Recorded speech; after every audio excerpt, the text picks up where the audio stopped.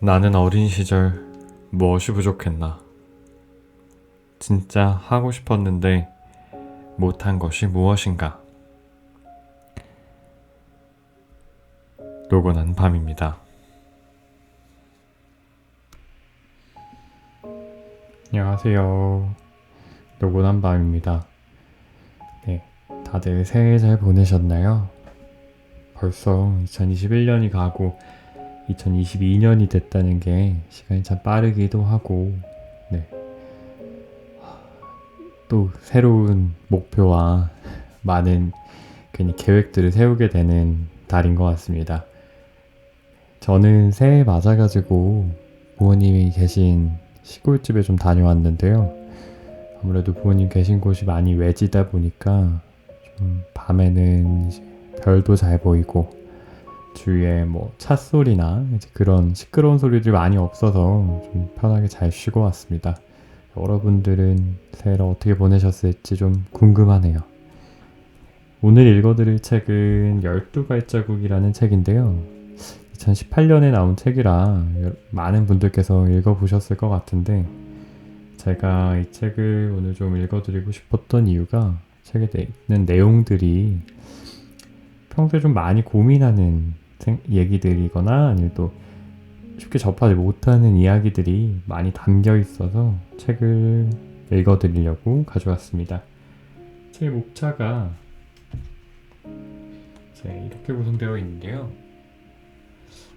첫 번째로는 이제 저희가 평소에 많이 생각하는 혹은 이건 진짜 이럴까? 이런 고민들을 하게 하는 뭐 결정장애가 극복될 수 있는 건지, 아니면 뭐 미신을 우리는 왜 이렇게 믿을까? 뭐 이런 혈액형이나 뭐 빨강색으로 이름을 쓰면 안 된다거나 그런 것들을 왜 믿을까? 이런 것도 내용 설명을 해주시고요. 또 평소에 많이 생각하지 않는 뭐 인공지능 시대 아니면 4차 산업혁명 같이 평소에 좀 많이 접하지 못하는 이야기들을 좀 쉽게 강연하는 말투 그대로 책을 써주셔서 쉽게 읽히고 또 재밌게 읽히는 책인 것 같습니다. 오늘은 전 그 중에 결핍 없이 욕망할 수 있는가, 이제 세 번째 챕터를 읽어드릴 건데요.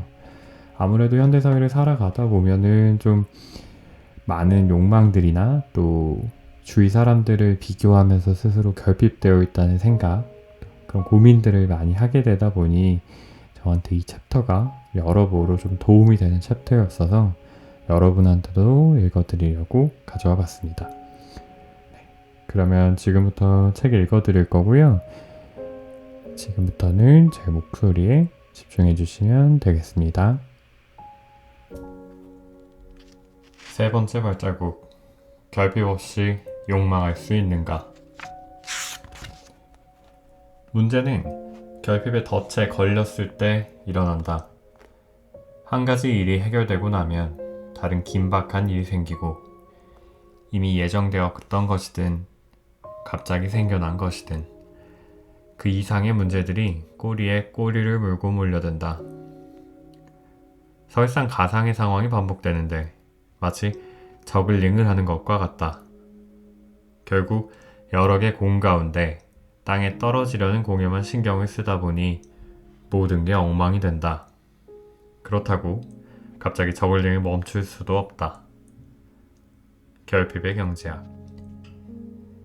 오늘 제가 여러분과 함께 고민하고 싶은 주제는 결핍입니다. 결핍은 우리 삶에 어떤 영향을 미치는가? 저는 여러분과 이 순간 내 삶에는 무엇이 결핍되어 있는가? 나는 그 결핍을 어떤 방식으로 대면하고 있는가? 라는 질문에 대해 얘기해보고자 합니다. 삶에서 원하는 것을 모두 누리고 모두 소유하고 계신가요? 많은 분들이 그렇지 않겠죠? 설령 지금 만족스러운 삶을 살고 있다 할지라도 누군가 여러분의 소망을 더 들어주겠다고 하면 기다렸다는 듯이 긴 리스트를 적어낼 테고요. 경제학자들은 오랫동안 결핍을 희소성이라는 개념과 연계시켜 연구해 왔습니다. 하지만 오늘 제가 여러분에게 드릴 말씀은 그런 경제학적 결핍이나 희소성이 아니라 내 삶의 깊숙이 들어와 있는 심리학적인 관점에서 보는 결핍입니다. 결핍이 우리를 성장시킨다. 저는 여러분께 결핍이 욕망을 낳는다라는 너무나 당연하면서도 놀랍고 쉽게 관과하고 있지만 인생에 막대한 영향을 미치는 진실을 강조하고 싶습니다. 우리 모두는 결핍 없는 삶을 원합니다. 만약 우리 아이가 무언가 결핍이 있다고 하면 부모는 그걸 극복하려고 애쓰죠. 철분이 부족하다고 하면 먹이려고 애쓰고, 영어를 잘 못한다고 하면 미국에 연수를 보내서라도 더 가르치고 싶고요. 그렇게 우리 모두는 결핍을 메우려고 노력합니다. 원하는 것이 있는데 그것이 결핍되었다고 느꼈을 때 우리는 그것을 채우려고 노력하죠. 그런 노력이 우리를 성장시키고 때로는 성취하게 하며 성숙하게 만듭니다. 삶에서 결핍이란 누구나 경험하는 것이고 특히 어린 시절 겪은 결핍은 삶의 원동력이 되기도 합니다. 결핍이 우리 삶에 얼마나 긍정적인 역할을 하는가에 관한 많은 연구들이 있습니다. 가장 널리 알려진 건 마감 효과라는 현상인데요. 마감이 다가오면 갑자기 효율이 늘어나고 결과가 좋아지는 거예요. 시간이라는 자원이 결핍되었다고 생각하면 갑자기 집중력이 높아지는 거죠. 게다가 결핍은 동기를 만들어냅니다.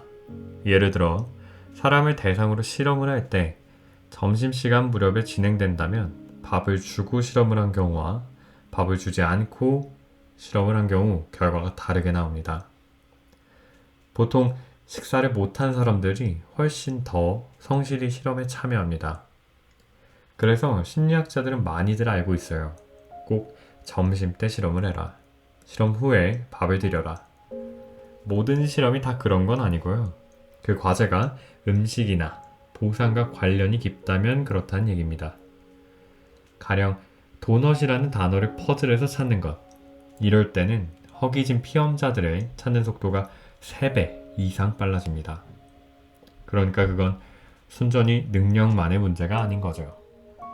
심리학자들은 이것을 집중 배당금이라는 개념으로 설명합니다. 우리 뇌는 매 순간 주변 환경으로부터 수많은 자극을 받는데 받아들인 자극들에 모두 주의를 집중할 순 없겠죠. 그중 적절한 의미 있는 자극들에 내 한정된 집중 능력을 몰아주려 할 겁니다. 그렇다면 과연 어디에 몰아줄 거냐? 내가 뭔가 부족하거나 결핍이 있다고 생각되면 그와 관련된 자극에 더 민감할 겁니다. 배가 고프면 음식과 관련된 단어가 먼저 들리고 거기에 대해서 좀 더 민감하게 반응하고 그것에 훨씬 더 집중하고 몰입한다는 거죠. 때론 장애물이나 방해물이 생기면 내가 원하는 것을 잃거나 결핍될지도 모른다는 불안감에 더욱 강력하게 원하는 현상도 나타납니다.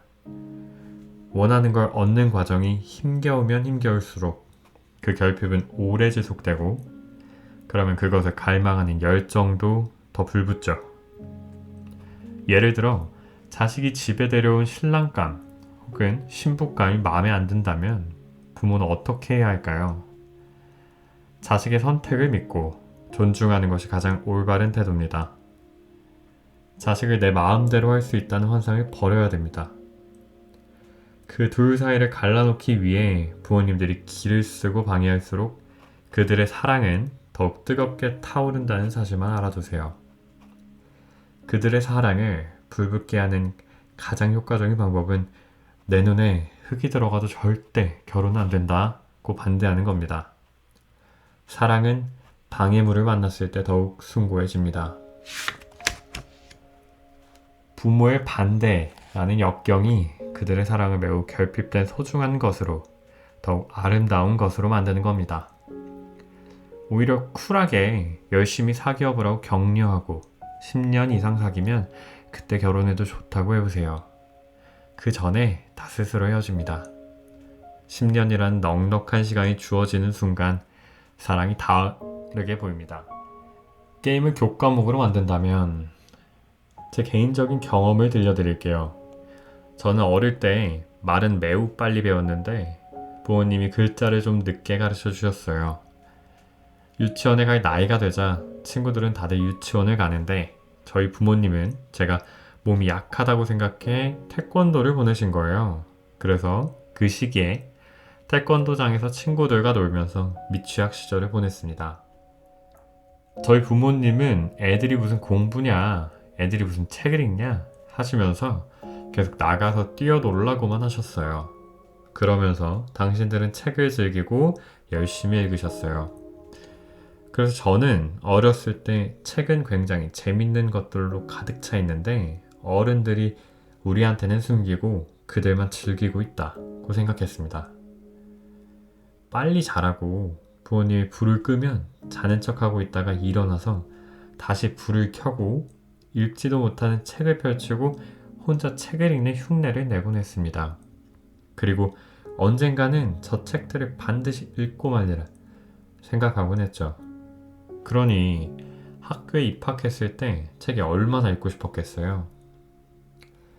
그리고 제가 왼손잡이인데 나중에 알게 된 사실이지만 언어 중추가 뇌의 좌반구에 있다 보니까 오른손잡이들은 언어 중추를 어릴 때부터 많이 쓰게 돼서 자연스럽게 글자를 빨리 배우는데 왼손잡이들은 종종 난독증을 겪는 경우가 있더라고요. 글을 빨리 못 읽고 어떤 단어들이 뒤바뀌어 보이기도 하고 그런 거죠. 저도 비슷한 경험을 했습니다. 어렸을 때 만남 같은 단어를 자꾸 난맘이라고 쓰는 식으로 니은과 미음이 헷갈린다거나 해서 그런 단어를 쓸 때 긴장하고 불안해하면서 썼던 경험이 있습니다. 실제로 왼손잡이 중에 난독증이 많습니다. 아인슈타인도 난독증이었고 빌 게이츠도 그랬다고 하죠. 저도 어렸을 때 책을 읽는 것에 대한 두려움이 있었습니다. 책을 빨리 읽으면 쉽게 이해가 잘 안 돼서 글을 천천히 읽었습니다. 제게 놀라운 기록이 하나 있는데 초등학교 1학년 때부터 대학원 박사학위를 받을 때까지 수업 시간에 단 한 번도 졸아본 적이 없다는 겁니다. 어떻게 수업 시간에 앉을 수 있냐 지금 그런 생각 하시잖아요. 그런데 저는 수업 시간에 선생님 강의를 귀로 듣는 게 교과서를 읽는 것보다 훨씬 더 효과적이었어요. 제게 놀라운 기록이 하나 있는데 초등학교 1학년 때부터 대학원 박사학위를 받을 때까지 수업 시간에 단 한 번도 졸아본 적이 없다는 겁니다. 어떻게 수업 시간에 앉을 수 있냐 지금 그런 생각 하시잖아요. 그런데 저는 수업 시간에 선생님 강의를 귀로 듣는 게 교과서를 읽는 것보다 훨씬 더 효율적이었어요. 수업 시간에 강의를 못 들으면 제가 책을 읽어야 되잖아요. 그래서 수업 시간에 강의를 열심히 듣는 습관이 어렸을 때 생겼죠. 물론 지금은 책도 누구보다 빠르게 읽고 잘 적응해 살아가고 있습니다. 초등학교 때 책을 별로 안 읽다 보니 중학교에 가서 책을 열심히 읽어야겠다는 생각이 들었습니다. 고등학교 때는 문학 동아리에 가입해 도서관 사서 아르바이트를 하면서 도서관에 있는 책들을 다 읽겠다는 야심찬 목표를 세우기도 했죠. 그리고 대학보다는 대학원 때보다는 교수가 돼서 훨씬 더 많은 책들을 읽게 됐고 많이 읽다 보니 난독증도 자연스레 해결이 되었습니다. 어린 시절 책에 대한 결핍이 늘 책을 가까이 하는 오늘의 저를 만들어 주었습니다. 독서는 습관이 되기 힘듭니다. 독서가 쾌락이 되어야 평생 책을 읽는 어른으로 성장합니다. 쾌락이 되기 위해서는 어린 시절 책을 읽으라고 강요해선 안 됩니다. 스스로 책을 즐길 수 있도록 기다려주는 인내심이 필요합니다. 아이가 게임에 완전히 빠져있어 걱정이라는 부모님들을 종종 만납니다. 아이들의 게임 중독을 고치는 제일 좋은 방법은 게임을 정규 교과목으로 만드는 겁니다. 아이들에게 게임에 관한 책을 읽게 하고 게임을 직접 만들게 하고 게임에 관해 시험을 보고 정해진 기준만큼 스코어를 못 받으면 낙제를 시키는 거죠. 그러면 아이들이 게임으로부터 멀어질 겁니다. 어떤 즐거운 것도 학교 공부처럼 시키면 무조건 싫어하게 돼 있어요. 강제와 과잉이 거부를 낳는 거죠. 하지 말라고 하면 아이들은 훨씬 더 매력을 느끼기 때문에 게임에 빠져드는 겁니다. 아이가 게임에 빠져 있다는 것은 게임 외에는 다른 즐거움이 없다는 뜻이기도 합니다. 게임에 중독된 아이를 보면 내가 우리 아이를 게임 외에는 즐거움을 모르는 아이로 키웠구나 하면서 다른 즐거움을 제공하려 애쓸 필요가 있습니다. 게임은 아이들이 학교 공부로 받은 스트레스를 푸는 가장 손쉬운 즐거움이거든요.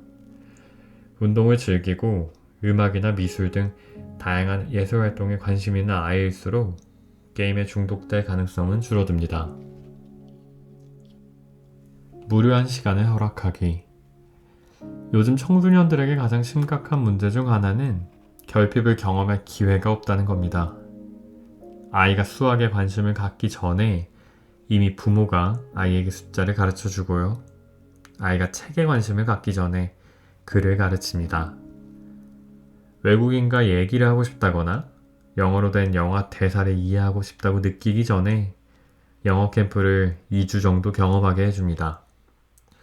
엄마, 나 영어 배우고 싶어 라는 마음을 먹기 전에 이미 영어가 자신의 삶 속에 들어와 있는 거죠. 스스로 학교 공부의 부족함을 깨닫기 전에 부모가 알아서 가장 좋은 학원을 알아보고 그곳에 보내다 보니 요즘 아이들은 학교를 다니는 동안 나 이거 너무 하고 싶어 해서 뭔가를 배우는 시간, 무언가 열심히 활동하는 시간이 현저히 줄어들어 있습니다. 학교란 뭘 하는 곳일까요? 공부라는 게 너무 즐거워서 학교를 졸업하고도 평생 공부하고 싶어하는 학생들을 배출하는 것이 학교의 가장 중요한 의무인데 지금 우리나라의 학교는 졸업하면 이런 공부 절대 다시 안 할 거야 를 외치는 졸업생들을 세상에 내보내죠. 지금의 교육은 더 이상 미적분을 풀지 않아도 된다는 것이 삶의 가장 큰 기쁨이라고 말하는 어른들을 세상에 내보내고 있습니다. 매우 가슴 아프고 슬픈 현실입니다. 호기심이 많아서, 관심 있는 게 많아서, 궁금한 걸 스스로 알아보고 탐구하는 것이 공부입니다. 그런데도 아니, 좋아서 공부하는 사람이 어디 있어요? 하라니까 하는 거지. 라는 대답이 돌아옵니다. 공부해야 하는 이유를 모른 채, 특히 자신이 진정 뭘 하고 싶어 하는지 모른 채 세상이 요구하는 삶, 부모가 원하는 삶을 추구하죠. 너 이 정도 점수면 무슨 대학 갈 수 있겠다. 거기 지원해봐 라는 식으로 세상이 세팅해놓은 배치표 사이에 자신의 삶을 구겨 넣는 거죠. 타인의 욕망을 내 욕망인 것으로 착각하며 우리 아이들은 살아가고 있습니다. 젊은이들이 제게 종종 묻는 질문 중 하나가 잘하는 것과 좋아하는 것 사이에서 뭘 골라야 하나요? 라는 질문입니다. 그리고 되게 성공한 멘토들은 쿨하게 인생은 짧습니다. 진정 좋아하는 걸 하세요. 라고 답하죠. 그런데 실상 이 질문은 상당히 사치스러운 질문입니다. 대부분의 사람들은 안타깝게도 잘하는 게 별로 없어요. 그래서 잘하는 게 있다는 건 그 자체로 축복입니다. 잘하는 걸 꾸준히 하다 보면 즐길 가능성이 높습니다. 더욱 안타까운 건 좋아하는 것도 생각보다 별로 없다는 사실입니다. 내가 진정 좋아하는 게 뭔지 찾을 시간이, 기회가, 경험이 별로 없습니다. 그러다 보니 내가 진정 좋아하는 게 뭔지 잘 모르겠어 라고 생각하는 사람들이 훨씬 더 많습니다. 오징어잡이 배에 등이 쭉 매달려 있는 모습을 보신 적 있죠? 집어등이라는 건데 오징어를 불러들이는 기능을 합니다. 어느 철학자의 책에 이런 대목이 나옵니다. 지금 우리 사회는 욕망의 자본주의 시대다. 요즘 젊은이들은 집어등에 달려드는 오징어 떼 같은, 그러니까 그 욕망이 자신에게 좋은지 나쁜지도 잘 모르면서 심지어는 독이 되는 욕망인지도 모르면서 무조건 내달리고 있다. 저도 같은 생각입니다. 학습된 욕망, 부모로부터 혹은 사회로부터 내려와 스며든 욕망들이 자신의 욕망인 줄 알고 열심히 추구하다가 동력을 잃어버리면 어느 순간 좌절하고 벽을 만나 실패하면 더 이상 추동할 힘이 없어 극단적인 선택을 하기도 하는 게 지금 우리 사회입니다. 제가 몸담고 있는 대학교라는 곳은 뭘 해야 하는 공간일까요? 내가 진짜 원하는 게 뭔지를 알아내는 곳이어야 합니다. 그러기 위해 대학생들은 이것저것 해보고 여기저기 찾아가 봐야 합니다.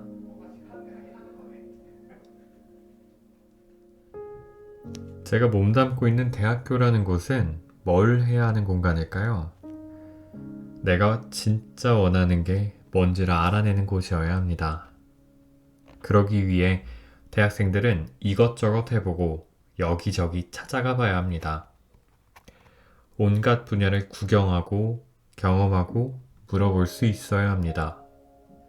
부족하면 책을 통해 간접 경험도 해보고 인턴도 해보고 선배들을 찾아가 물어보고 랩에 가서 실험도 해보면서 실험실을 어지럽혀야 합니다. 실제로 그곳에선 무슨 일이 벌어지고 있는지 경험해볼 기회를 학교가 제공해야 합니다. 학교는 실패가 용납되는 공간이자 시간이어야 합니다. 하지만 안쓰럽게도 우리 사회는 학생들에게 그런 시간과 기회를 부여하지 않습니다.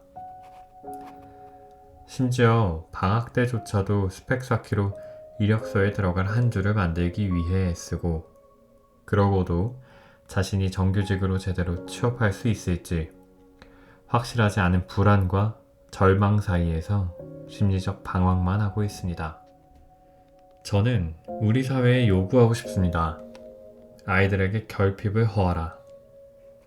아, 심심해. 뭐 재밌는 거 없나? 할 수 있는 무료한 시간을 아이들에게 허락해야 합니다.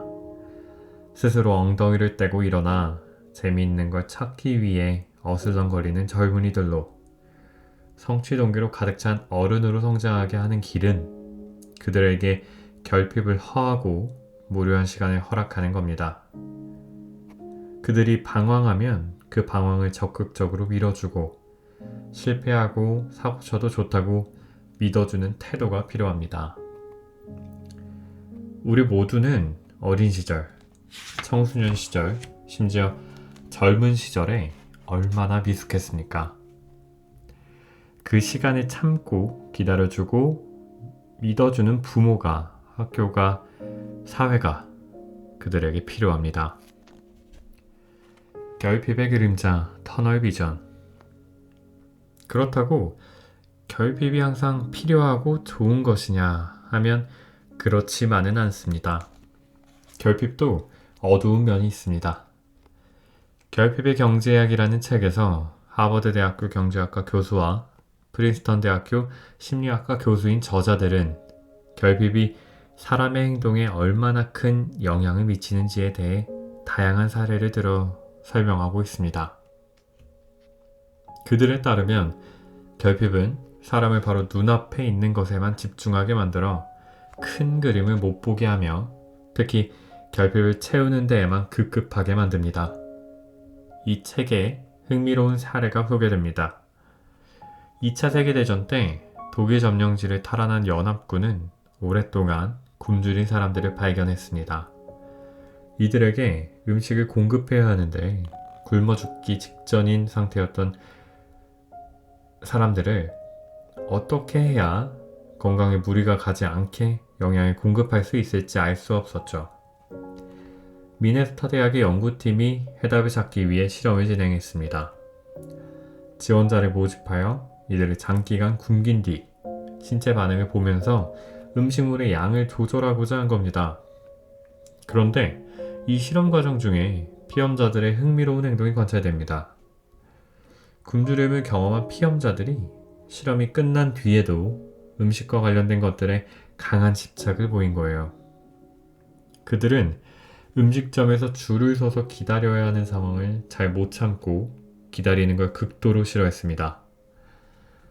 실험 전에는 학자가 되겠다고 했던 사람도 요리책에 훨씬 더 많은 관심을 갖고, 또 다른 사람은 식당 주인이 되겠다고 결심했다고 합니다. 제가 앞서 언급했던 실험과 연결지어 말씀드리자면, 점심시간에 배고픔을 경험한 피험자들이 음식과 관련한 실험에서 좋은 성과를 냈지만 나머지 분야에서는 관심과 집중력이 현저히 떨어지고 결과도 그다지 좋지 않았다는 겁니다. 우리가 가진 집중력의 크기는 한정돼 있는데 그 대부분을 결핍된 것에 쏟게 되면 다른 것에는 제대로 집중을 못해서 성취도가 낮다는 거죠. 만약 음악이 무지 좋아서 어떻게 하면 음악을 더욱 잘할까를 늘 생각한다거나, 물리학이 무척 좋아서 모든 문제를 물리적인 관점에서 바라보거나 하는 거라면 별 문제가 없겠죠. 하지만 만약에 그에게 부족한 결핍이 성적인 문제 혹은 먹는 것과 관련된 문제라면 그것 외에 다른 것들은 거의 생각하지 않게 됩니다. 그러면 정상적인 삶을 살아가는데 어려움이 생긴다는 겁니다. 어린 시절 경험한 지나친 결핍이 내 생각과 판단, 행동에 큰 영향을 미친다면, 혹은 내 삶을 송두리째 뒤틀거나 왜곡시킨다면, 그것이 다른 사람과의 관계를 망가뜨린다면 심각한 문제가 아닐 수 없습니다. 결핍된 것에 너무 많은 생각을 집중하는, 온통 거기에만 뇌 에너지를 쏟는 경우가 발생할 수 있다는 것이 결핍의 어두운 그림자입니다. 우리가 터널 비전을 갖게 만드니까요. 결핍이 터널 비전을 만들 수 있다는 대표적인 사례 중 하나가 미국 소방관의 주요 사망 원인입니다. 통계에 따르면 놀랍게도 미국 소방관들의 주된 사망 원인이 화재 현장에서 화재 진압 중 일어난 불의의 사고뿐 아니라 화재 현장으로 급히 가는 도중에 일어난 교통사고라고 합니다. 왜 이런 일이 벌어질까요? 불을 꺼야 한다는 생각에 온통 신경을 뺏긴 나머지 안전벨트를 안 매는 경우가 종종 생긴다는 겁니다. 안전벨트를 매는 것 같은 사소한 일에는 신경을 못 쓰게 되는 거죠. 굉장히 급박한 상황에서 차가 커브를 틀 때 튕겨 나가거나 갑자기 급정거를 할 때 부딪혀 사망하는 사고가 종종 벌어진다고 합니다. 중요한 것에 온통 신경 쓰느라 다른 것들을 소홀히 했던 경험이 다들 있으실 겁니다. 마시멜로 테스트를 다들 들어보셨을 겁니다. 실험실에 4, 5세 정도의 어린이를 데려다 놓고 잠시 실험자가 나가야 하는 상황을 만듭니다. 어린이에게 책상 위에 놓인 마시멜로를 먹어도 된다고 일러주면서 만약 15분 동안 참고 먹지 않으면 돌아와서 마시멜로를 하나 더 주겠다고 사악한 제안을 하죠. 그러고 나서 몰래카메라로 어린이들이 어떻게 행동하는지 관찰하는 유명한 행동실험입니다. 컬럼비아 대학교 심리학과 월터 미셸 교수는 이 실험에서 마시멜로를 먹지 않고 15분을 참아낸 아이들이 참지 못하고 먹어버린 아이들보다 나중에 SAT 점수도 평균적으로 무려 200점이나 더 높고 연봉도 $15,000 정도 더 많이 받는다고 했죠. 알코올 중독에 걸릴 확률도 10분의 1에 지나지 않으며 범죄를 저지를 확률도 15분의 1밖에 안 된다고 추적 조사를 한 바 있습니다. 다시 말해 사회적 성취를 하는 데 있어서 충동을 억제하는 능력이 얼마나 중요한가를 단적으로 보여준 것입니다. 그런데 안타깝게도 어린 시절 결핍을 많이 경험한 사람들은 충동을 억제하는 능력이 떨어지는 경우가 많습니다. 사탕수수 농장에서 했던 실험이 있는데요. 사탕수수 농장에서는 사탕수수가 다 익어 경작이 끝나면 풍요로운 시간을 보낸다고 합니다. 당연히 그 직전에는 굉장히 빈곤하겠죠. 우리가 예전에 농촌에서 겪은 춘궁기 같은 시기를 사탕수수 농장에서도 경험한다고 생각하시면 됩니다. 신경과학자들이 사탕수수를 추수하기 전후로 농장에서 일하는 사람들의 자기조절 능력, 인지 능력, 기억력, 주의력 등을 살펴봤다고 합니다. 그 결과 놀랍게도 풍요로운 시기에는 인지 능력이 현저히 좋은 반면 빈곤한 시기에는 테스트 결과값이 시원찮았다는 거예요. 먹을 게 부족하면 내가 왜 이런 걸 풀어야 되나 싶기도 하고 집중도 잘 안 되고 짜증도 들어가 동기부여가 안 된다는 거죠. 그것이 고스란히 결과에도 영향을 미치는 겁니다. 결핍이 의사결정, 특히 인간의 인지 능력에 얼마나 부정적인 영향을 미치는지를 보여주는 사례인 거죠. 다시 말해, 물질적 자원의 고갈이 정신적 고갈로 이어질 수 있음을 보여주고 있습니다. 여러분에게 결핍은 무엇입니까? 저는 오늘 이 자리에서 여러분에게 결핍의 두 얼굴을 이야기했습니다. 결핍은 때로는 우리에게 강한 여러분에게 결핍은 무엇입니까? 저는 오늘 이 자리에서 여러분에게 결핍의 두 얼굴을 이야기했습니다. 결핍은 때로는 우리에게 강한 성취 동기를 부여하고 무언가를 열심히 할 의욕을 심어주고 내 삶을 성장하게 하는 에너지가 될 수 있다고 했습니다. 하지만 지나친 결핍은 사람들의 생각을 좁게 만들고 자기 조절 능력을 떨어뜨리며 타인과의 관계를 왜곡시키는 정신적 병균으로 작용할 수도 있습니다. 여러분에게 결핍은 무엇입니까? 여러분은 어떤 것들이 결핍되었습니까?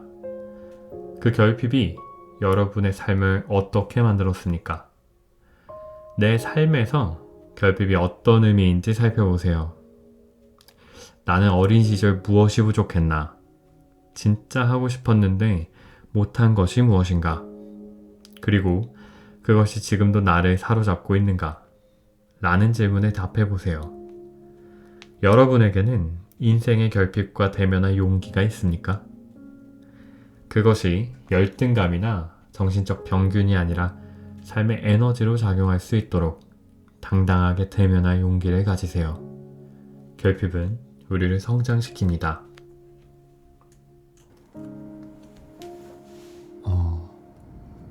12발자국 결핍과 관련된 이야기들을 읽어드렸는데요.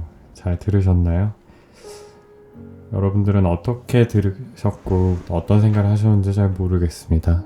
근데 저 같은 경우에는 결핍에 대해 평소에 좀 많이 생각도 했고 또 어릴 때 좀 제 생각에는 이 책을 읽으면서 이런 내가 이런 결핍들이 있었고 또 이런 결핍들이 지금의 내 모습들을 이렇게 만들었구나 이런 생각들을 좀 많이 하게 된 것 같습니다. 요즘에 있다 보면은 주위에 많은 사람들이랑 비교도 하게 되고 또 그런 비교 때문에 내가 부족한 면이 좀 부각돼서 스스로 많이 느껴지고 또 고민도 많이 하게 되는 부분들이 있는데 저 같은 경우에는 이 책 읽으면서 남들이랑 비교해서 내 단점을 찾아내든 아니면 내 스스로 어떤 결핍이 스스로 느껴지든 그런 방향들에 대해서 결정하는 거는 결국 나구나 이런 생각을 좀 많이 했고요. 특히 아까 그 2차 세계대전 때 했던 실험 관련해서 저런 결핍들이 이렇게 구현이 되고 또 그거에 따른 욕망, 행동들이 구현이 되는 걸 보면서 물론 책에서는 음식이나 뭐 성적인 것들에 대해서 뭉뚱그려 말했지만 저는 음식도 마찬가지라고 좀 생각을 했습니다. 어떤 결핍이 있으면 그 결핍을 해결하기 위해 내가 그 결핍에 머무르느냐 아니면 결핍을 인정하고 나는 이걸 어떻게 긍정적으로 해결할 수 있을까 혹은 그래 내가 이 결핍이 있으니 이걸 채우자 라는 방향으로 뭐 음식 아까 얘기했던 거는 요리사가 된다거나 아니면 식당을 차린다거나 그런 부분들로 구현이 된다면 저희가 평소에 느끼는 많은 결핍에 대한 문제들은 조금 극복이 가능하지 않을까 싶습니다. 어릴 때는 뭔가 이런 결핍들이 항상 나쁜 것이고 또 늘 풍족하고 원하는 것을 항상 얻을 수 있는 것이 행복이라고 생각을 했었는데 책을 읽고 보니 어린 시절에 느꼈던 그런 결핍들이 사실은 내가 진정으로 원하는 삶으로 갈 수 있도록 도와주는 이정표 같은 게 아닐까 하는 생각도 많이 들었습니다. 이 영상을 보신 여러분들도 많은 결핍을 가지고 계실 거고 또 많이 고민도 되실 텐데요.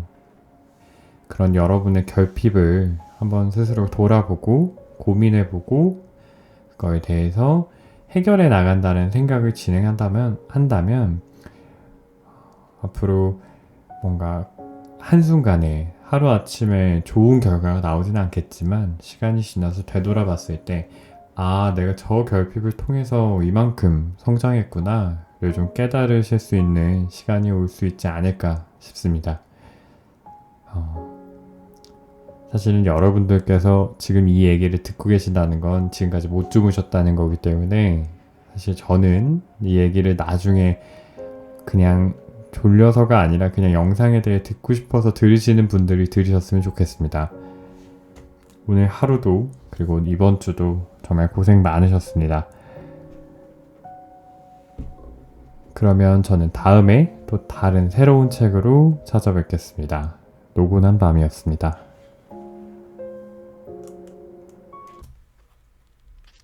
세 번째 발자국. 결핍 없이 욕망할 수 있는가?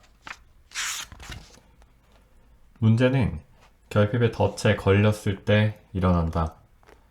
한 가지 일이 해결되고 나면 다른 긴박한 일이 생기고 이미 예정되었던 것이든 갑자기 생겨난 것이든 그 이상의 문제들이 꼬리에 꼬리를 물고 몰려든다. 설상 가상의 상황이 반복되는데 마치 저글링을 하는 것과 같다. 결국 여러 개 공 가운데 땅에 떨어지려는 공에만 신경을 쓰다 보니 모든 게 엉망이 된다. 그렇다고 갑자기 저글링을 멈출 수도 없다. 결핍의 경제학. 오늘 제가 여러분과 함께 고민하고 싶은 주제는 결핍입니다. 결핍은 우리 삶에 어떤 영향을 미치는가? 저는 여러분과 이 순간 내 삶에는 무엇이 결핍되어 있는가? 나는 그 결핍을 어떤 방식으로 대면하고 있는가? 라는 질문에 대해 얘기해 보고자 합니다. 삶에서 원하는 것을 모두 누리고 모두 소유하고 계신가요? 많은 분들이 그렇지 않겠죠? 설령 지금 만족스러운 삶을 살고 있다 할지라도 누군가 여러분의 소망을 더 들어주겠다고 하면 기다렸다는 듯이 긴 리스트를 적어낼 테고요. 경제학자들은 오랫동안 결핍을 희소성이라는 개념과 연계시켜 연구해 왔습니다. 하지만 오늘 제가 여러분에게 드릴 말씀은 그런 경제학적 결핍이나 희소성이 아니라 내 삶의 깊숙이 들어와 있는 심리학적인 관점에서 보는 결핍입니다. 결핍이 우리를 성장시킨다. 저는 여러분께 결핍이 욕망을 낳는다라는 너무나 당연하면서도 놀랍고 쉽게 관과하고 있지만 인생에 막대한 영향을 미치는 진실을 강조하고 싶습니다. 우리 모두는 결핍 없는 삶을 원합니다. 만약 우리 아이가 무언가 결핍이 있다고 하면 부모는 그걸 극복하려고 애쓰죠. 철분이 부족하다고 하면 먹이려고 애쓰고 영어를 잘 못한다고 하면 미국에 연수를 보내서라도 더 가르치고 싶고요. 그렇게 우리 모두는 결핍을 메우려고 노력합니다. 원하는 것이 있는데 그것이 결핍되었다고 느꼈을 때 우리는 그것을 채우려고 노력하죠. 그런 노력이 우리를 성장시키고 때로는 성취하게 하며 성숙하게 만듭니다. 삶에서 결핍이란 누구나 경험하는 것이고 특히 어린 시절 겪은 결핍은 삶의 원동력이 되기도 합니다. 결핍이 우리 삶에 얼마나 긍정적인 역할을 하는가에 관한 많은 연구들이 있습니다. 가장 널리 알려진 건 마감 효과라는 현상인데요. 마감이 다가오면 갑자기 효율이 늘어나고 결과가 좋아지는 거예요. 시간이라는 자원이 결핍되었다고 생각하면 갑자기 집중력이 높아지는 거죠. 게다가 결핍은 동기를 만들어냅니다. 예를 들어 사람을 대상으로 실험을 할 때 점심시간 무렵에 진행된다면 밥을 주고 실험을 한 경우와 밥을 주지 않고 실험을 한 경우 결과가 다르게 나옵니다. 보통 식사를 못한 사람들이 훨씬 더 성실히 실험에 참여합니다. 그래서 심리학자들은 많이들 알고 있어요. 꼭 점심 때 실험을 해라. 실험 후에 밥을 드려라. 모든 실험이 다 그런 건 아니고요. 그 과제가 음식이나 보상과 관련이 깊다면 그렇다는 얘기입니다. 가령 도넛이라는 단어를 퍼즐에서 찾는 것. 이럴 때는 허기진 피험자들의 찾는 속도가 3배 이상 빨라집니다. 그러니까 그건 순전히 능력만의 문제가 아닌 거죠. 심리학자들은 이것을 집중 배당금이라는 개념으로 설명합니다. 우리 뇌는 매 순간 주변 환경으로부터 수많은 자극을 받는데 받아들인 자극들에 모두 주의를 집중할 수는 없겠죠. 그중 적절한 의미 있는 자극들에 내 한정된 집중 능력을 몰아주려 할 겁니다. 그렇다면 과연 어디에 몰아줄 거냐? 내가 뭔가 부족하거나 결핍이 있다고 생각되면 그와 관련된 자극에 더 민감할 겁니다. 배가 고프면 음식과 관련된 단어가 먼저 들리고 거기에 대해서 좀 더 민감하게 반응하고 그것에 훨씬 더 집중하고 몰입한다는 거죠. 때론 장애물이나 방해물이 생기면 내가 원하는 것을 잃거나 결핍될지도 모른다는 불안감에 더욱 강력하게 원하는 현상도 나타납니다. 원하는 걸 얻는 과정이 힘겨우면 힘겨울수록 그 결핍은 오래 지속되고 그러면 그것을 갈망하는 열정도 더 불붙죠. 예를 들어 자식이 집에 데려온 신랑감 혹은 신부감이 마음에 안 든다면 부모는 어떻게 해야 할까요? 자식의 선택을 믿고 존중하는 것이 가장 올바른 태도입니다. 자식을 내 마음대로 할 수 있다는 환상을 버려야 됩니다. 그 둘 사이를 갈라놓기 위해 부모님들이 기를 쓰고 방해할수록 그들의 사랑은 더욱 뜨겁게 타오른다는 사실만 알아두세요. 그들의 사랑을 불붙게 하는 가장 효과적인 방법은 내 눈에 흙이 들어가도 절대 결혼 안 된다고 반대하는 겁니다. 사랑은 방해물을 만났을 때 더욱 숭고해집니다.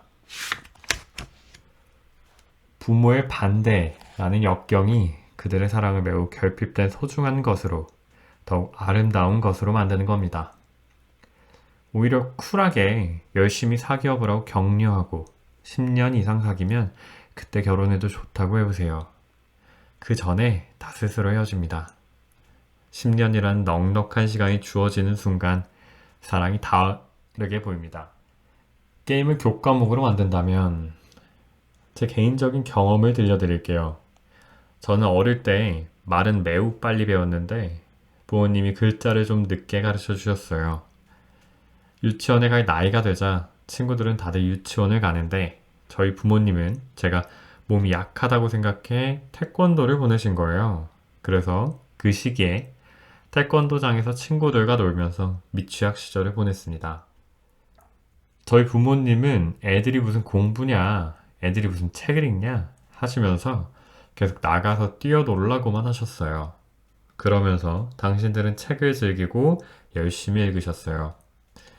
그래서 저는 어렸을 때 책은 굉장히 재밌는 것들로 가득 차 있는데 어른들이 우리한테는 숨기고 그들만 즐기고 있다고 생각했습니다. 빨리 자라고 부모님이 불을 끄면 자는 척하고 있다가 일어나서 다시 불을 켜고 읽지도 못하는 책을 펼치고 혼자 책을 읽는 흉내를 내곤 했습니다. 그리고 언젠가는 저 책들을 반드시 읽고 말리라 생각하곤 했죠. 그러니 학교에 입학했을 때 책이 얼마나 읽고 싶었겠어요. 그리고 제가 왼손잡이인데 나중에 알게 된 사실이지만 언어 중추가 뇌의 좌반구에 있다 보니까 오른손잡이들은 언어 중추를 어릴 때부터 많이 쓰게 돼서 자연스럽게 글자를 빨리 배우는데 왼손잡이들은 종종 난독증을 겪는 경우가 있더라고요. 글을 빨리 못 읽고 어떤 단어들이 뒤바뀌어 보이기도 하고 그런 거죠. 저도 비슷한 경험을 했습니다. 어렸을 때 만남 같은 단어를 자꾸 난맘이라고 쓰는 식으로 니은과 미음이 헷갈린다거나 해서 그런 단어를 쓸 때 긴장하고 불안해하면서 썼던 경험이 있습니다. 실제로 왼손잡이 중에 난독증이 많습니다. 아인슈타인도 난독증이었고 빌 게이츠도 그랬다고 하죠. 저도 어렸을 때 책을 읽는 것에 대한 두려움이 있었습니다. 책을 빨리 읽으면 쉽게 이해가 잘 안 돼서 글을 천천히 읽었습니다. 제게 놀라운 기록이 하나 있는데 초등학교 1학년 때부터 대학원 박사학위를 받을 때까지 수업 시간에 단 한 번도 졸아본 적이 없다는 겁니다. 어떻게 수업 시간에 앉을 수 있냐 지금 그런 생각 하시잖아요. 그런데 저는 수업 시간에 선생님 강의를 귀로 듣는 게 교과서를 읽는 것보다 훨씬 더 효과적이었어요. 제게 놀라운 기록이 하나 있는데 초등학교 1학년 때부터 대학원 박사학위를 받을 때까지 수업 시간에 단 한 번도 졸아본 적이 없다는 겁니다. 어떻게 수업 시간에 앉을 수 있냐 지금 그런 생각 하시잖아요. 그런데 저는 수업 시간에 선생님 강의를 귀로 듣는 게 교과서를 읽는 것보다 훨씬 더 효율적이었어요. 수업 시간에 강의를 못 들으면 제가 책을 읽어야 되잖아요. 그래서 수업 시간에 강의를 열심히 듣는 습관이 어렸을 때 생겼죠.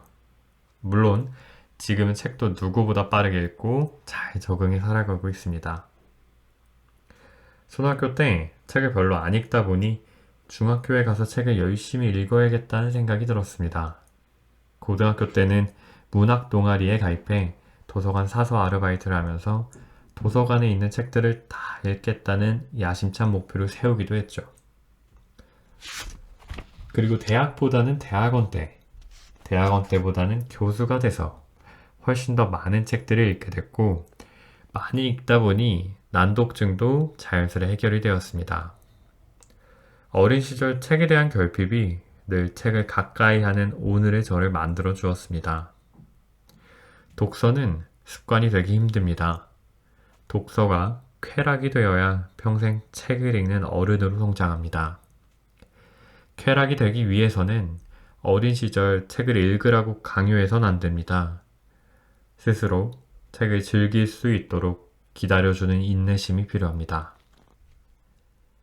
아이가 게임에 완전히 빠져있어 걱정이라는 부모님들을 종종 만납니다. 아이들의 게임 중독을 고치는 제일 좋은 방법은 게임을 정규 교과목으로 만드는 겁니다. 아이들에게 게임에 관한 책을 읽게 하고 게임을 직접 만들게 하고 게임에 관해 시험을 보고 정해진 기준만큼 스코어를 못 받으면 낙제를 시키는 거죠. 그러면 아이들이 게임으로부터 멀어질 겁니다. 어떤 즐거운 것도 학교 공부처럼 시키면 무조건 싫어하게 돼 있어요. 강제와 과잉이 거부를 낳는 거죠. 하지 말라고 하면 아이들은 훨씬 더 매력을 느끼기 때문에 게임에 빠져드는 겁니다. 아이가 게임에 빠져 있다는 것은 게임 외에는 다른 즐거움이 없다는 뜻이기도 합니다. 게임에 중독된 아이를 보면 내가 우리 아이를 게임 외에는 즐거움을 모르는 아이로 키웠구나 하면서 다른 즐거움을 제공하려 애쓸 필요가 있습니다. 게임은 아이들이 학교 공부로 받은 스트레스를 푸는 가장 손쉬운 즐거움이거든요. 운동을 즐기고 음악이나 미술 등 다양한 예술 활동에 관심 있는 아이일수록 게임에 중독될 가능성은 줄어듭니다. 무료한 시간을 허락하기. 요즘 청소년들에게 가장 심각한 문제 중 하나는 결핍을 경험할 기회가 없다는 겁니다. 아이가 수학에 관심을 갖기 전에 이미 부모가 아이에게 숫자를 가르쳐 주고요. 아이가 책에 관심을 갖기 전에 글을 가르칩니다. 외국인과 얘기를 하고 싶다거나 영어로 된 영화 대사를 이해하고 싶다고 느끼기 전에 영어 캠프를 2주 정도 경험하게 해줍니다. 엄마, 나 영어 배우고 싶어 라는 마음을 먹기 전에 이미 영어가 자신의 삶 속에 들어와 있는 거죠. 스스로 학교 공부의 부족함을 깨닫기 전에 부모가 알아서 가장 좋은 학원을 알아보고 그곳에 보내다 보니 요즘 아이들은 학교를 다니는 동안 나 이거 너무 하고 싶어 해서 뭔가를 배우는 시간, 무언가 열심히 활동하는 시간이 현저히 줄어들어 있습니다. 학교란 뭘 하는 곳일까요? 공부라는 게 너무 즐거워서 학교를 졸업하고도 평생 공부하고 싶어하는 학생들을 배출하는 것이 학교의 가장 중요한 의무인데 지금 우리나라의 학교는 졸업하면 이런 공부 절대 다시 안 할 거야 를 외치는 졸업생들을 세상에 내보내죠. 지금의 교육은 더 이상 미적분을 풀지 않아도 된다는 것이 삶의 가장 큰 기쁨이라고 말하는 어른들을 세상에 내보내고 있습니다. 매우 가슴 아프고 슬픈 현실입니다. 호기심이 많아서, 관심 있는 게 많아서, 궁금한 걸 스스로 알아보고 탐구하는 것이 공부입니다. 그런데도 아니, 좋아서 공부하는 사람이 어디 있어요. 하라니까 하는 거지. 라는 대답이 돌아옵니다. 공부해야 하는 이유를 모른 채, 특히 자신이 진정 뭘 하고 싶어 하는지 모른 채 세상이 요구하는 삶, 부모가 원하는 삶을 추구하죠. 너 이 정도 점수면 무슨 대학 갈 수 있겠다. 거기 지원해봐. 라는 식으로 세상이 세팅해놓은 배치표 사이에 자신의 삶을 구겨 넣는 거죠. 타인의 욕망을 내 욕망인 것으로 착각하며 우리 아이들은 살아가고 있습니다. 젊은이들이 제게 종종 묻는 질문 중 하나가 잘하는 것과 좋아하는 것 사이에서 뭘 골라야 하나요?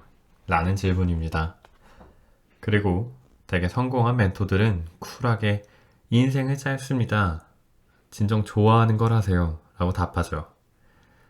그런데 실상 이 질문은 상당히 사치스러운 질문입니다. 대부분의 사람들은 안타깝게도 잘하는 게 별로 없어요. 그래서 잘하는 게 있다는 건 그 자체로 축복입니다. 잘하는 걸 꾸준히 하다 보면 즐길 가능성이 높습니다. 더욱 안타까운 건 좋아하는 것도 생각보다 별로 없다는 사실입니다. 내가 진정 좋아하는 게 뭔지 찾을 시간이, 기회가, 경험이 별로 없습니다. 그러다 보니 내가 진정 좋아하는 게 뭔지 잘 모르겠어 라고 생각하는 사람들이 훨씬 더 많습니다. 오징어잡이 배에 등이 쭉 매달려 있는 모습을 보신 적 있죠? 집어등이라는 건데 오징어를 불러들이는 기능을 합니다. 어느 철학자의 책에 이런 대목이 나옵니다. 지금 우리 사회는 욕망의 자본주의 시대다. 요즘 젊은이들은 집어등에 달려드는 오징어 떼 같은, 그러니까 그 욕망이 자신에게 좋은지 나쁜지도 잘 모르면서 심지어는 독이 되는 욕망인지도 모르면서 무조건 내달리고 있다. 저도 같은 생각입니다. 학습된 욕망, 부모로부터 혹은 사회로부터 내려와 스며든 욕망들이 자신의 욕망인 줄 알고 열심히 추구하다가 동력을 잃어버리면 어느 순간 좌절하고 벽을 만나 실패하면 더 이상 추동할 힘이 없어 극단적인 선택을 하기도 하는 게 지금 우리 사회입니다. 제가 몸담고 있는 대학교라는 곳은 뭘 해야 하는 공간일까요? 내가 진짜 원하는 게 뭔지를 알아내는 곳이어야 합니다. 그러기 위해 대학생들은 이것저것 해보고 여기저기 찾아가 봐야 합니다.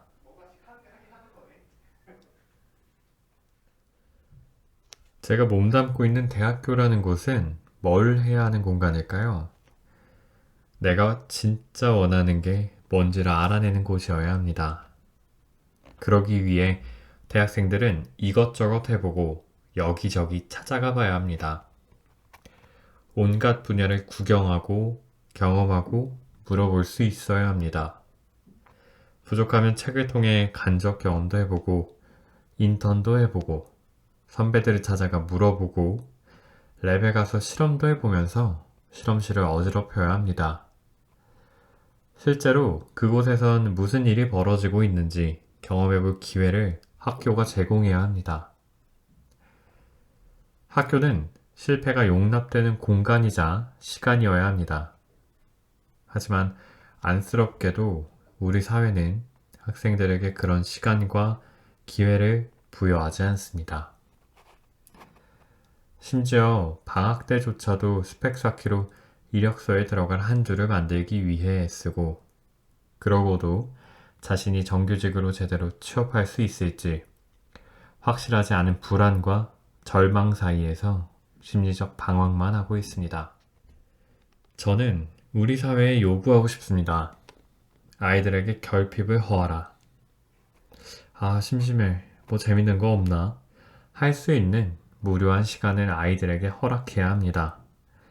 스스로 엉덩이를 떼고 일어나 재미있는 걸 찾기 위해 어슬렁거리는 젊은이들로, 성취 동기로 가득 찬 어른으로 성장하게 하는 길은 그들에게 결핍을 허하고 무료한 시간을 허락하는 겁니다.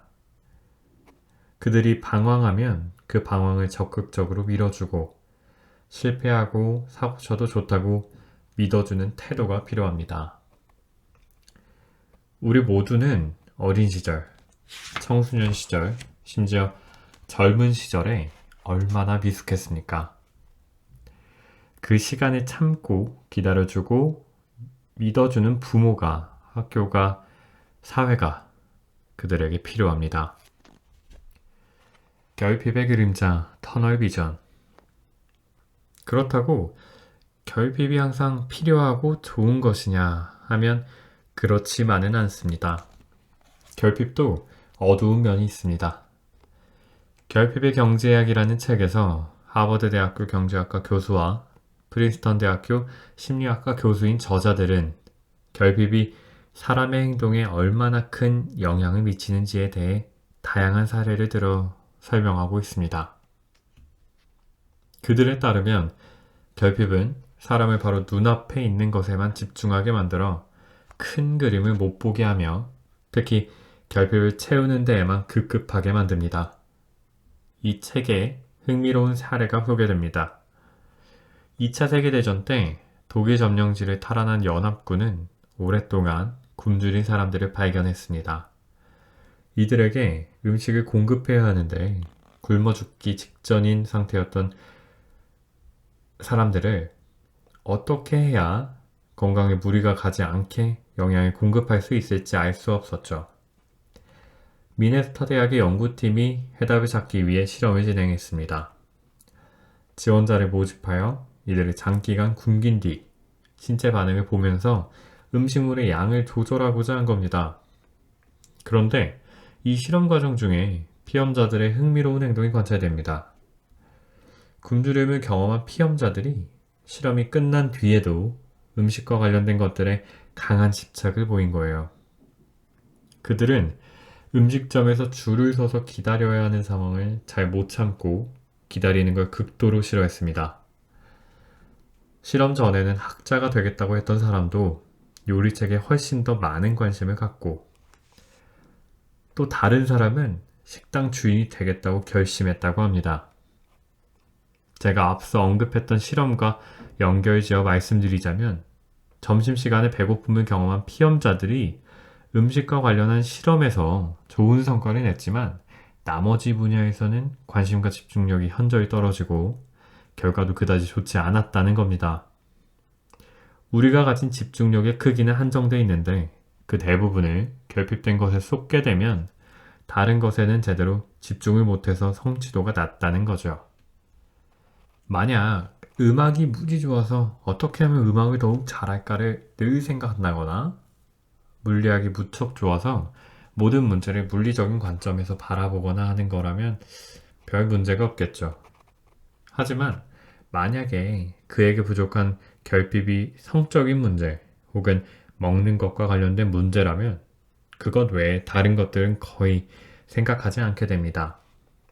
그러면 정상적인 삶을 살아가는데 어려움이 생긴다는 겁니다. 어린 시절 경험한 지나친 결핍이 내 생각과 판단, 행동에 큰 영향을 미친다면, 혹은 내 삶을 송두리째 뒤틀거나 왜곡시킨다면, 그것이 다른 사람과의 관계를 망가뜨린다면 심각한 문제가 아닐 수 없습니다. 결핍된 것에 너무 많은 생각을 집중하는, 온통 거기에만 뇌 에너지를 쏟는 경우가 발생할 수 있다는 것이 결핍의 어두운 그림자입니다. 우리가 터널 비전을 갖게 만드니까요. 결핍이 터널 비전을 만들 수 있다는 대표적인 사례 중 하나가 미국 소방관의 주요 사망 원인입니다. 통계에 따르면 놀랍게도 미국 소방관들의 주된 사망 원인이 화재 현장에서 화재 진압 중 일어난 불의의 사고뿐 아니라 화재 현장으로 급히 가는 도중에 일어난 교통사고라고 합니다. 왜 이런 일이 벌어질까요? 불을 꺼야 한다는 생각에 온통 신경을 뺏긴 나머지 안전벨트를 안 매는 경우가 종종 생긴다는 겁니다. 안전벨트를 매는 것 같은 사소한 일에는 신경을 못 쓰게 되는 거죠.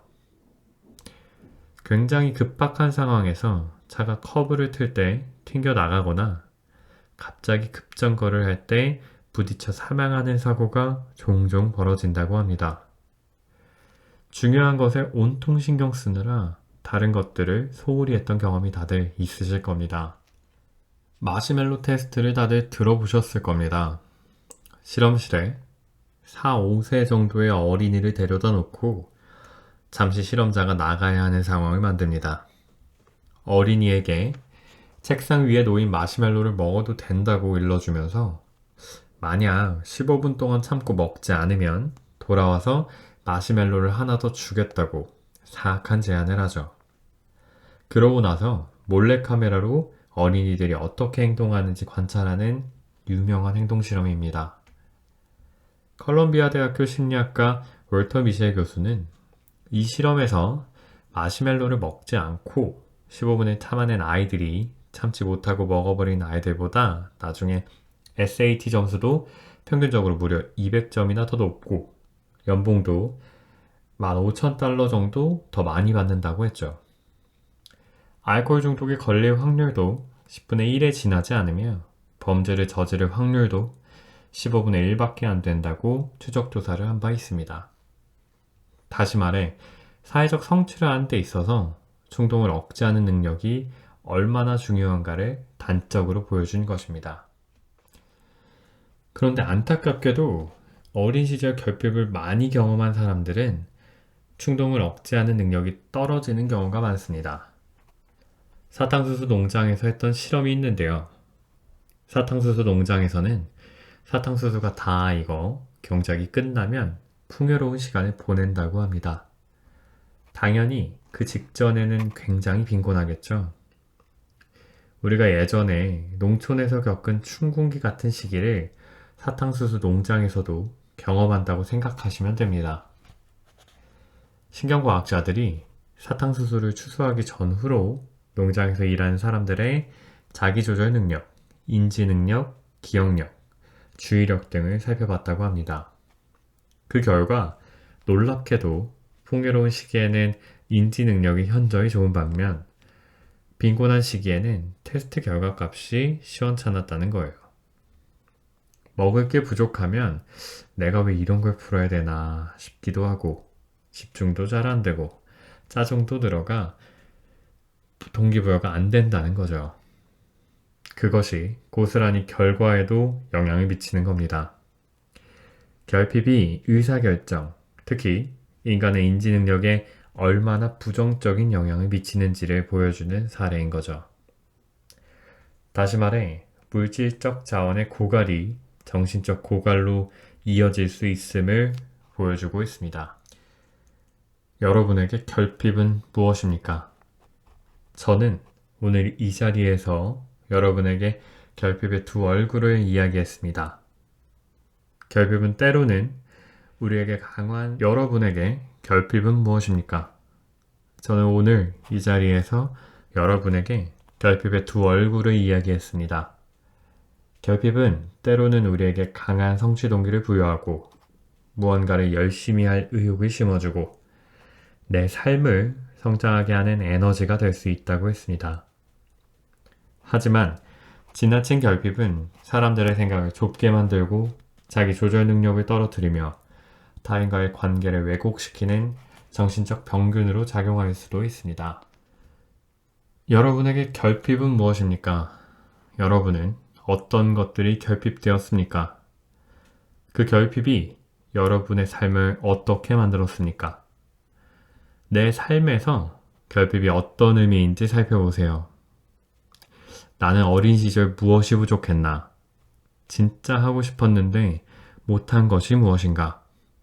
그리고 그것이 지금도 나를 사로잡고 있는가? 라는 질문에 답해보세요. 여러분에게는 인생의 결핍과 대면할 용기가 있습니까? 그것이 열등감이나 정신적 병균이 아니라 삶의 에너지로 작용할 수 있도록 당당하게 대면할 용기를 가지세요. 결핍은 우리를 성장시킵니다.